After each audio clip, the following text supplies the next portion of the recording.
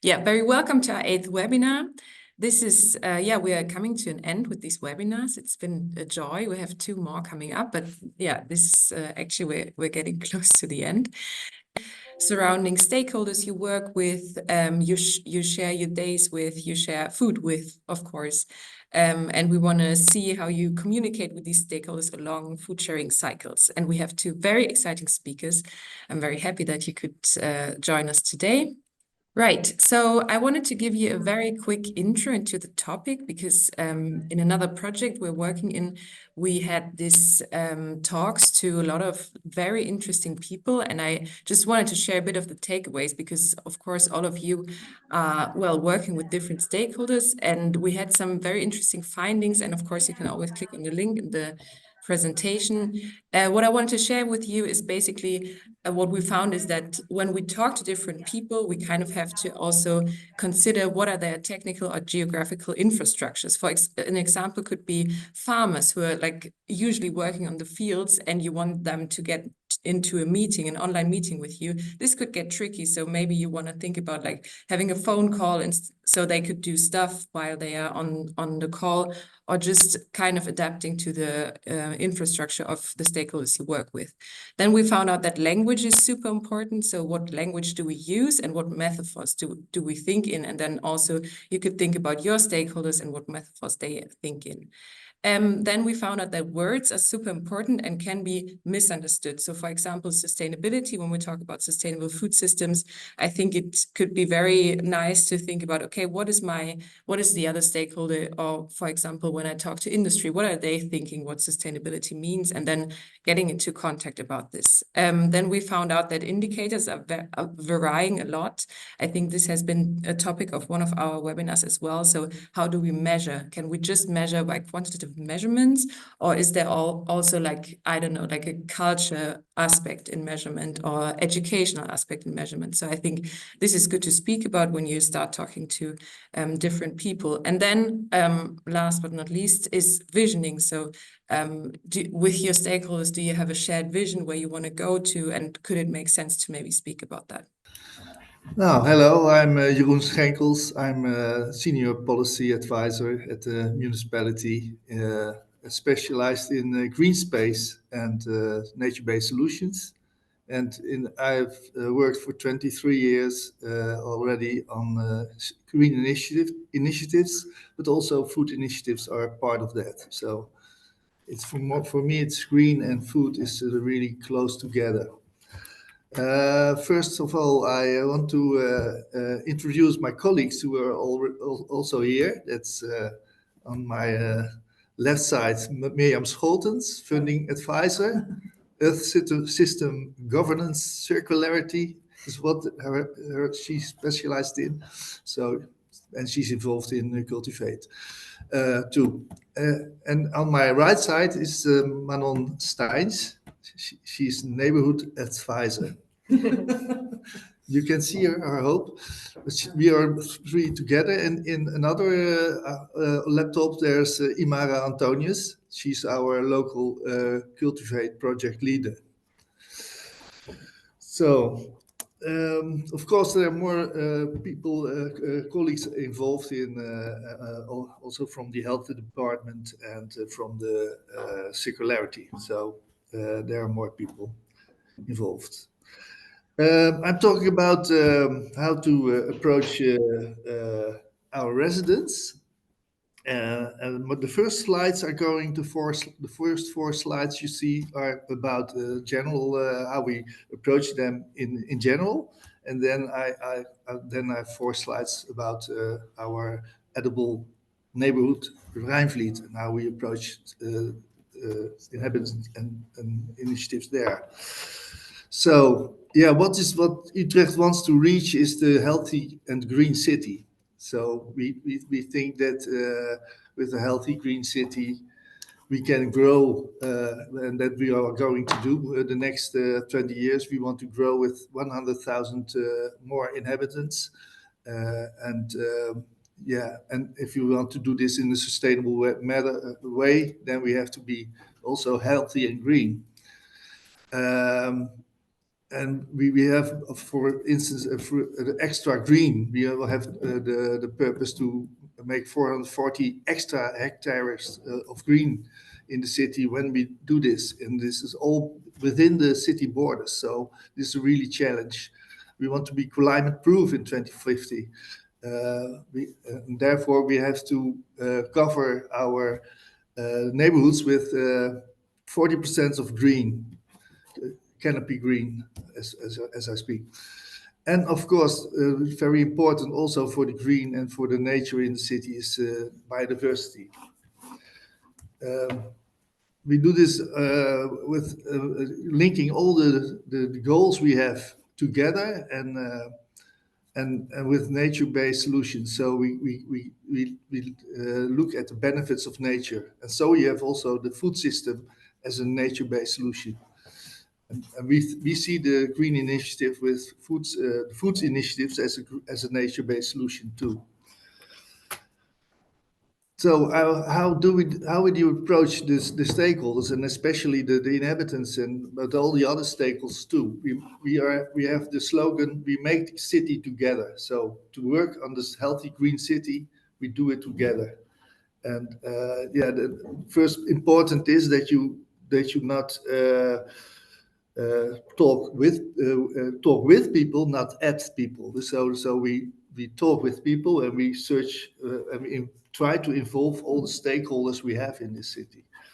Then it's of course important that the citizens and stakeholders give to us what is important to be a healthy city. So we try to focus on what the wishes are from the inhabitants and stakeholders, and then to keep them involved, you have to organize this. So we have this in our participation process. This is how we work, and we start always with questions and not with the solutions. So we try to make the solutions together.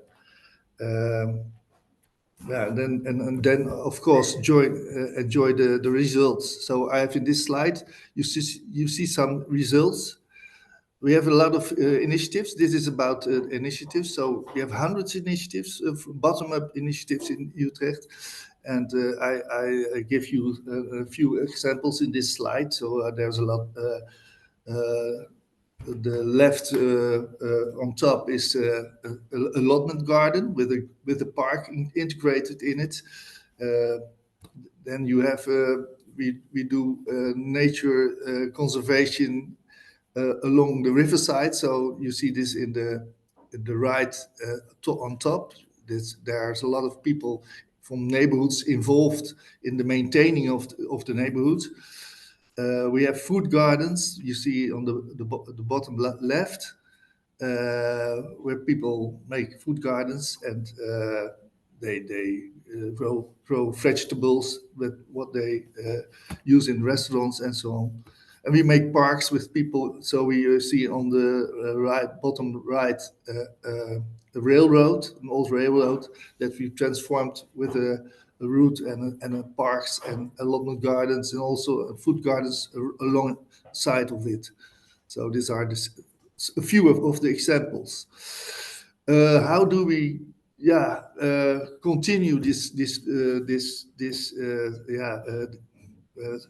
conversation about the initiatives? We have made with the people, with the initiatives, a green platform, and in this called Buurtnatuur 030,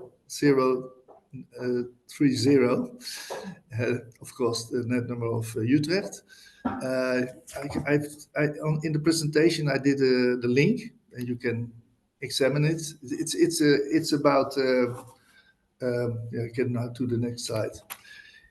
It's a platform from where the inhabitants, but all stakeholders can join. And so also the private gardens can join, people with private gardens, but it's to cooperate together to make the city healthier and greener and a good and a strong ecosystem. And we work together. This platform was made in 2021, So there's now already 400 people who are involved, and we do it digital, but also physical meetings. And it is about knowledge sharing. It's about ideas sharing to cooperate, and so you strengthen the network about initiatives. And also on Instagram, there are more media used to cooperate. Next slide. Yeah, and this is also now a little bit of the background of how we involve people, and also the edible neighborhood of Rijnvliet, where what for us is our initiatives, was in the base in the beginning an initiative of the neighborhood of people who were Rijnvliet is a new town, so there was nothing when it wasn't yet built. There were people living along this polder, the meadow land, and they had a neighborhood they get neighbors, new neighbors, and they wanted, because it is in the angle of highways. There's a lot of pollution. They wanted a healthy neighborhood, so they give this idea from we want a food forest in this new town. So it was so we begun, and we took this as a good idea, and together with this group we made a plan for this edible neighborhoods. And so because of this, so as is standing there, because of the food forest belongs to everyone, the municipality, the city, the management, the maintenance, and the residents of Rijnvliet will collaborate in the use and maintenance of the green district. So we want to have the involvement again. There's now built a new, the town is built in 4 blocks, and 2, it's not finished yet. So it began in 2016. It is now 2024, and there are 2.5 blocks are built. So there's another block to go. So there's continuously coming new people in the neighborhood, and these new people don't come because there's an edible neighborhood.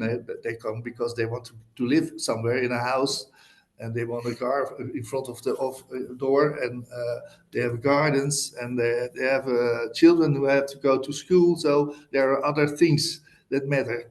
So there's a challenge to involve new people continuously. So you have to have this conversation is going on, and this about this the meaning of and the purpose of this, the value of this new neighborhood, edible neighborhood. So you have to make a success of it. Then you have to continue this conversation and try to involve these new people. And these are a little bit the stakeholders we have in Rijnvliet.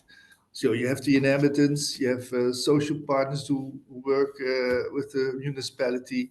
You have in the inhabitants, they have new neighborhood platforms, also neighborhood platforms who speak with the municipality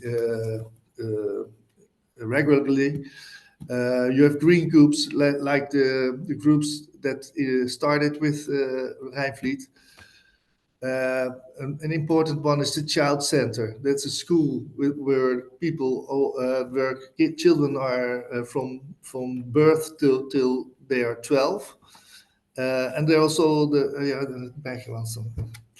You have also the new municipalities, of course, and our colleagues, but you have also the builders of the city, the landscape from who helped us with making a good plan.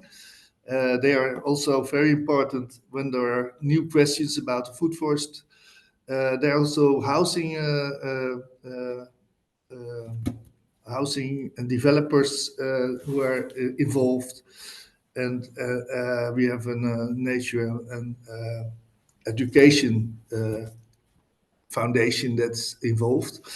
And of course, Utrecht also use the universities and schools, high schools, to look for questions to search for new knowledge about this edible neighborhood. So there's a lot of stakeholders. And the most active are of Rijnvliet now on this moment are the city, the child center, the school.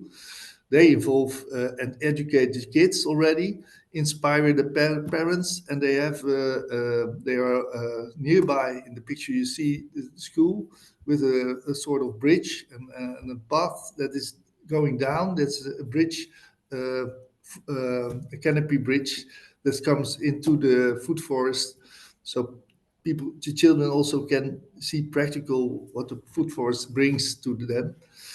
We have also involved a food forest ranger, and she's giving lessons on the school, but also involving the neighborhood members. And she organized all kinds of activities like a salad parade, green market, um, um, and she makes tools to stimulate a neighborhood connection, like sharing food, sharing recipes, neighborhood text groups. Another very important is the Metaalkathedraal, because this is a regenerative health and knowledge center, and there's also you can also eat there and drink there, and but it's especially they are the main initiator of the this edible neighborhood. So, and they are nearby, so they are in the neighborhood. Creative, cultural, and sustainable community they want to build, and so they are involved also in strongly in Rijnvliet. They also have a food forest ranger, but they have their own vision how you can explain it. So, and they have they are a particular organization, so a private organization, but surely involved.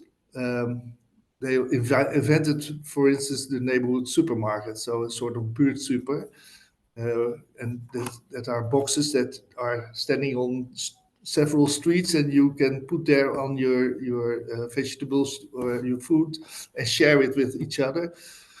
Another is the restaurant in the Metaalkathedraal, who's cooking with the vegetables from the neighborhood, and let you experience what you can eat. For the municipality, it's really a challenge to involve people, of course. That's going on, but also the very important is we have built this new edible neighborhood, but we have to maintain it too. So we want to learn how to maintain it ourselves, like municipality. So they're making a maintenance plan, and the first 3 years we want to experience ourselves how we can maintain it and what's the best and so on. So the first 3 years we will no extra initiatives in the edible neighborhood, but of course we try to stay on conversation with everybody, because there are a lot of ideas in Rijnvliet about the edible neighborhood. So we want to use this already to make it nicer and better and for everybody. So what you see in this picture, you see the brown area is a line in time. We started in 2008, and I think the building is for 2/3 we have built this edible village. So I think in 2028 we have really completely finished, and then the maintenance, the green area, and what you can do with it. Yeah, that's the main part. So we work to this stage together and try to learn from what we can do with this edible neighborhood in the future, and we hope that we can enjoy the results about. We already do. Great, thank you so much, Jeroen. And yeah, I found it a very interesting. The last slide was very interesting. Also, a bit I think about the finance part we talked about last week and the sustainability of such an initiative, right? Like, how can you include stakeholders so they will really like care about the space you're creating? Found it really interesting. But I want to open up the space for some questions. We have some 10 minutes for questions, and so please raise your hand if you have one. So I was wondering about this platform you introduced. It is an online tool, as I understood it. And I'm just wondering, like, because I think it's a very powerful tool, right? But it has to be kind of managed in a good way. So do you have resources as a city to manage this kind of platform, or who pays for it? Maybe you can elaborate on that. We have built it with the initiatives, so foundations, but also private people. We have a foundation that we know that we can trust, but that's doing the maintenance of the management of this platform. They have help from another foundation, so we let it by the foundations, but we pay for it. So we do we give them the payment to do this maintenance of the platform. And yeah, you try to make new energy. So we organize. We have an online platform, but also organize 4 or 5 times a year events Yeah. and that always in changing neighborhoods, so that Ah. you and especially neighborhoods where you think they need more energy, and there are always people interested, and there on these events I think so 60 people are coming, and that's per event. That's for normal evenings, that's good. And we have also big events, but that are really directed to certain neighborhoods. And then when you get 40 to 60 people, that's really good. And always there come new energy and new initiatives. That sounds really nice. Yeah. Yeah. And then I was wondering, because I still don't see any other hands, so I will just go ahead. I was also wondering about, like, how do you make decisions with all these initiatives? Because it seems like there is a lot of stakeholders involved. So Yeah. I guess that's kind of interesting. So do you have a democratic approach, or who takes the lead on decisions? Yeah, that's a good question, because that's really the challenge. Because you have really active people that always we have a sort of advice group, so they advise also the maintenance of the platform. But yeah, and we try to make some directions, but it's always I think we let we want to give everybody the same chance. So of course, when you can cooperate with other initiatives and foundations, you get a better initiative and you can make it bigger. But we try to let the funding and so on in the neighborhoods where it belongs. So we have funding per neighborhoods. So we try to stimulate the neighborhoods and the initiatives there to come with good plans. And so, yeah, there's not really a leader, but it's more to make more quality of your plans and cooperate to strengthen the cooperation together. But So yeah, it's you have to give really, everybody the same chance, and not. There are so many initiatives. They have all other motivations to do this initiative. So, and for every motivation, there are maybe other fundings or other stakeholders you need. So, it's more the dynamics you want to stimulate. No, that sounds great. I guess it's quite the effort, but it does sound really cooperative and co-creative. I see Simona's hand raised. Please go ahead. Hi. I Obviously it's quite impressive what you guys are doing in Utrecht. It looks like the municipality is really on top of many different initiatives, from green spaces to food to sustainable cities, right? And I was wondering, how did it start for the municipality to kind of like be really involved and in developing so many opportunities? Like what was the catalyst for this? Like if we were in a different city where the municipality was still a bit behind in terms of like actually pushing this type of sustainable cities, what would your advice be? Yeah, I think we are Utrecht is from the 60s. It's really it's more it's a progressive city. So it's politicians, of course, who doing this all. So we earn also the you get what you hoe noem je dat? So I think it's important that you have the right politicians that because they have to take this further. But we have a student city with young people, a lot of initiatives. Maybe that's also the reason.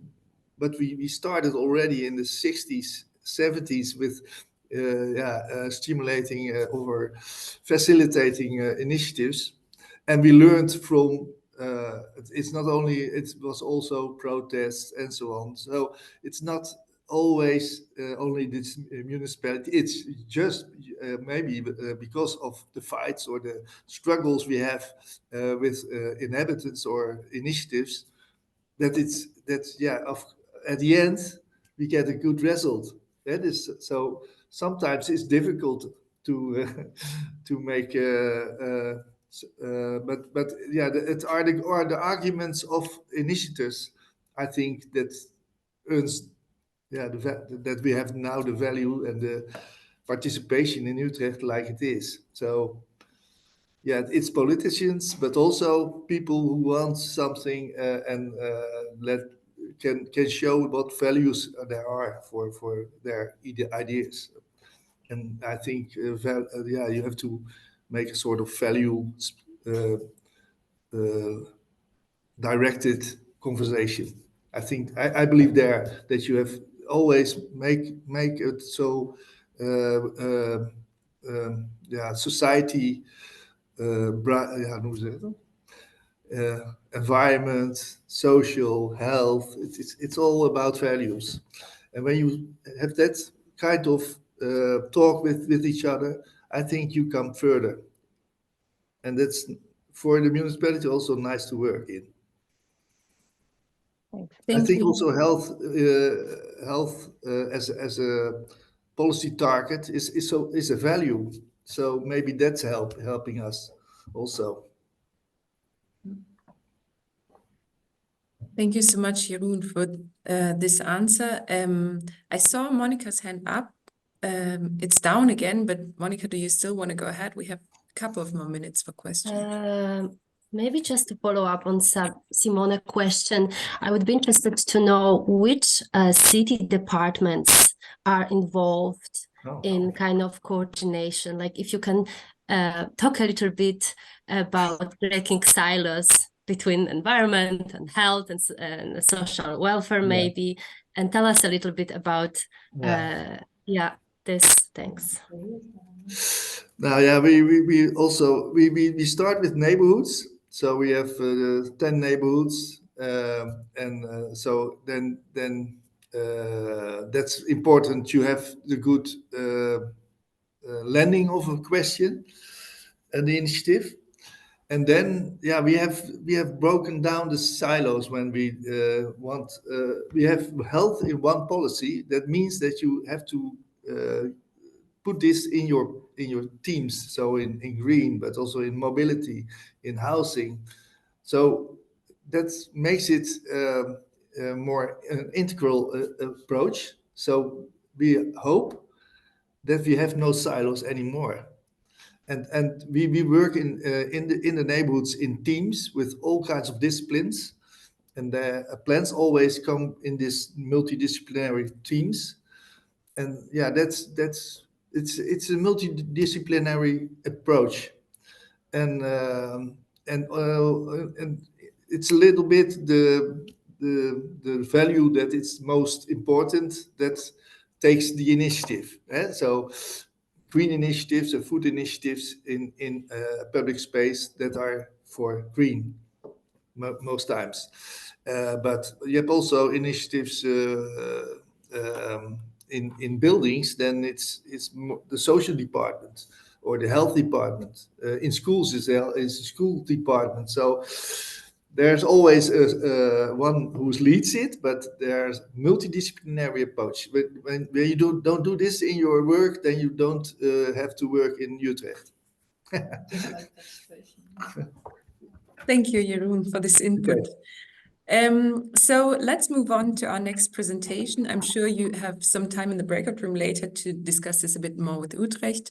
But yeah, I would give the word to Giulio, who's presenting from Terra Payisa. Today I'm here to talk to you about the stakeholder approach from Terra Pagesa in the project of Terra Pagesa. And Terra Pagesa, basically, to give us a quick insight, it's a logistic solution. It's a logistic agent which that aims to give help to the last mile distribution to small cooperatives and farmers. In order to distribute local products, local agricultural products. So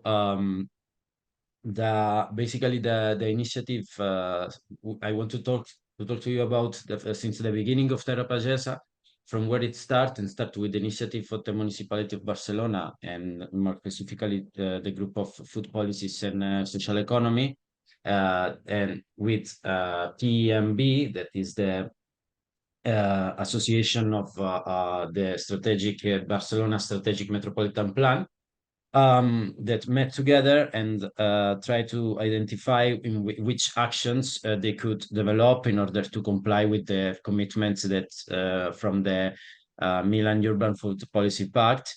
And they identified that focus on there were enough actors and stakeholders in the metropolitan area of Barcelona in order to focus on the developing of a distribution solution. And that was the beginning of the project of Terra Pagesa. In this moment, PMB starts and take the lead of the process, of the participative process. And so they decide to go to invite all these different stakeholders. Here we have the municipality of Barcelona, the provincial government, the Metropolitan Agency of Barcelona, the Public Market Institute from Barcelona, and as well the European Institute of Public Administration, as well as the wholesale market of Mercabarna, which is one of the most important in Europe about agricultural products. The biggest farmer union in the region, which is Unió de Pagesos, and two different agricultural parks, which are territories in which the agricultural land use is preserved. So that, first of all, in order to basically, we have like a big diversity here of stakeholders that have different languages and a way of understanding the problems. So the first steps of this participative process were, first of all, creating a common framework that everybody could understand. So identifying all the different problems and situations that were going on in the metropolitan area of Barcelona. And then after this, they have to agree on the definition of the common terminology, because could look like obvious, but it is one of the first steps in order in order to talk and to start the definition of the mission and vision and the objective of the project. And this led to the second phase of this participative process, in which there have been a change in the distribution of the different stakeholders. So PEM organized two different groups, in which the core group was like more of public institutions that were able to take responsibility and fulfill agreements in the other developing phases. And then there was a second group that was more broad and more wide and diverse, in which there were like private companies, cooperatives, association, consumer groups, and as well some individual experts on topic of interests. And basically the aim of this group, the main focus of this group, was to broaden the point of view of the proposal that PEM was working on. And as well to help to identify needs and requirements of the possible targets that can be included as well in this group. So then we start with the second phase that was divided in 3 different steps, in which we start from the understanding. So here you can see how from the PMB technical team, they decided to actually take a step with each different participant and ask a proper exact question to each of them, and not have to all the same proposal of methodology for all the participants. So here first the open group, which have a big diversity, was asked to determine the target customer of this idea of Terra Pagesa on this proposal. Then the core group would define Terra Pagesa since what was identified from the open group, so the requirements and needs of this target group. And at the end, the technical team would elaborate alternative proposals in order to pass to the third phase. That was again to the open group in order to test the alternatives that were proposed and prepared from the technical group. After this activity, this step, there was the final assessment and validation, in which the technical team developed like the final proposal. The final proposal of distribution solution in order to help farmers, small and medium farmers, to reach commercial channels that they could not, and help them with the last mile logistic was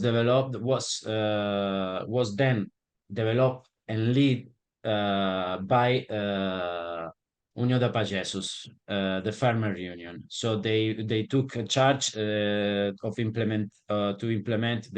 took the responsibility to implement all these projects and make it let's say real.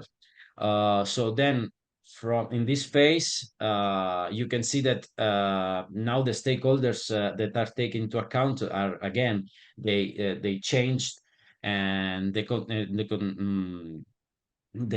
is the creation in this moment of an advisory council, in which basically it's formed by public administration. We can see here the same administration as before, the provincial government, municipality, and metropolitan agency of Barcelona. But as well here we have that we see that take part as well the regional government and more specifically the agricultural department. These stakeholders, public stakeholders as well, are the main financiers, the main provider of funds of these initiatives. So they meet in between 2 and 4 times per year, and their function are basically to assess, to make strategic suggestion and coaching, and as well the approbation of annual budget and the follow-up, the monitoring of the same budget. So this led basically to the work. This led from 2018 with the start of participative process from PEM until the 2023, in which Terra Pagesa could start their operational activity. And now we can say that Terra Pagesa is a reality, and it's already helping providing this last mile service of logistics. But now there is a new challenge again because basically the focus of the focus and the stakeholders take into account changed through all the steps of the process. And now what is the willing of the initiative is that the main the internal governance will be led by the same exact farmers that they use the service of the cooperative. So the aim right now, the objective right now is to create the cooperative, the farmers cooperative. Right now, there is a technician group from Terra Pagesa that is working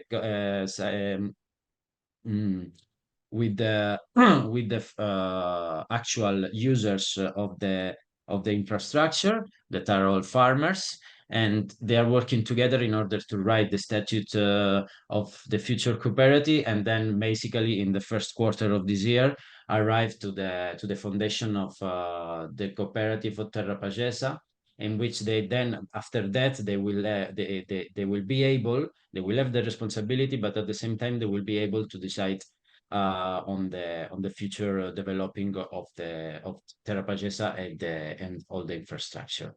So now the challenge for us is and we want to propose you is that taking into account that we had to deal with an heterogeneous group of stakeholders, this means that there is a big diversity of interests. Taking this into account, keeping everybody engaged and proactive along the process, and at the same time maintaining an ambitious attitude toward the process is a big challenge. So how can we find and maintain this balance? Because most of the time that is the most tricky thing to maintain and can lead to success of the participative process. So thanks for your attention. Yeah, I was interested in the kind of public stakeholders. Are they buying the food, or are they providing fund? Sorry, I wasn't sure what kind of organizations they are. Are they buying the food, or are they just interested because it's in the kind of public interest economically, that kind of thing? Yeah, thank you. The public institutions, the public stakeholders, they basically share the volunteer of to develop this kind of alternatives to the food chain, and they are not directly buying, but they are providing funds in order to maintain the structure and look for give the time to look for the sustainability of economical sustainability of the project. As well, they are involved. This for them is just like a branch, but they are involved at the same time in order to make it easier to alternatives like this to find a space in the market. So let's say public canteens from schools, so in order to develop like indicators that could facilitate the match with these kind of initiatives, local products, for instance, or direct from the farmer. Thank you. And then I see Utrecht's hands up. Please go ahead. Yeah, hi. I wondered, I talked about food initiatives in the city, and they are really, the motivation is sustainability, food systems. And I wondered how sustainable food systems are helped with this construction, because how the initiatives in the city can influence what's coming out in this cooperation, that you get sustainable food system. Is that the goal, or? Mm-hmm. Thank you for the question. So basically, this initiative Terra Pagesa, what is willing is as well to make a more efficient distribution of food goods and from farmers to the city. So then basically right now, each of these farmers have to get to the city, inside the city with their private logistics. And so thanks to initiative like that they can, outside of the city, they can manage to merge their goods and then deliver in a more efficient way. So in this way, reducing the ecological impact of the distribution. That is one of the biggest impacts that we have in the food chain. But that is in order to, I mean, that project was developed because then as well, Barcelona has always this this point of view that is tried always to integrate the metropolitan region into all their developing process. Okay, thanks. I was wondering because I remember from our first talk, Julia, I think that was with Gunilla, but I remember that you're also always striving to approach new stakeholders, so get in more shops from the city or get to talk to more farmers. And I was just wondering, what's your strategy of outreach there? Yeah, with basically now when the cooperative will be created, then there will be like a real space of governance in which farmers, cooperatives, they can join in the conversation and debate with as well shops and canteens, because they could join as members of the cooperative, not like the farmers in another kind of membership, but they could join the assembly. So now basically that space would be offered to this kind of stakeholder to join and share the ideas. But the work with the producers, it's made because thanks to the presence of União de Pagesos, that is like the biggest farmers union that we have in the region. So they have already a positioning that it's quite important. And then on the other side, on the side of the buyers, let's say, the focus and the proposal would be more or less basically through a commercial activity, so that they will be involved. Let's say the first step will be that. Now the administration is taking a step back in order to give independence and liberty to develop the actual governance and their ideas to the farmers and all the actors that are in the cooperative that will join the cooperative. Thank you so much. So I kind of understood it, and I think that's also a good takeaway, that you're approaching networks of farmers or like existing platforms where there's already a relationship established to kind of get in touch with the farmers you're gonna approach. I think that's very valuable takeaway. And I see Matteo's hand is up. Please go ahead. Yeah, thank you very much. Very interesting presentation. Thank you. And it's very interesting that you're working on efficiency on the last mile distribution, that providing a better way to reach the markets to good products. And so in a way, it could be seen as a state aid. And so it's a direct aid to those producers. And it can be seen as an alteration of the market in a way. And so that I wonder if you ever thought about measuring the effect on the consumers. Does it end up into a better price for the consumers, this system, or this is not in your sphere of interests? Or do you have any price policies for the producers that apply to your system? Just this was my question. Thank you.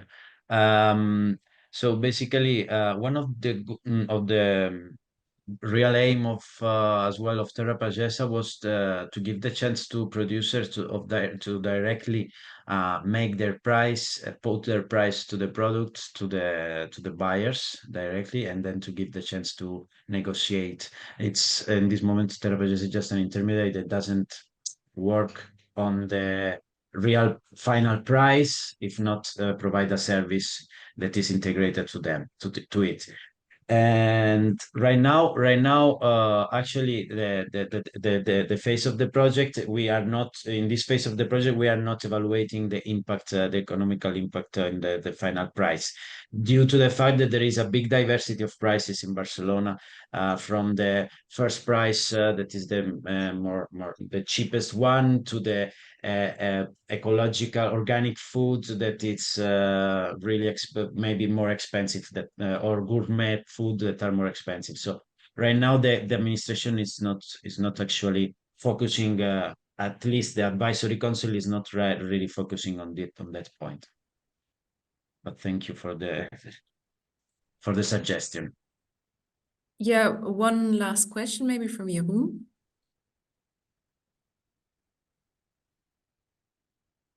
Oh, I'm still wondering about democratic aspects, and I know from the Pact of Milan that there was also you have to make a food council in your city, or that was an idea to make it more democratic. And I wondered, has Barcelona a food council?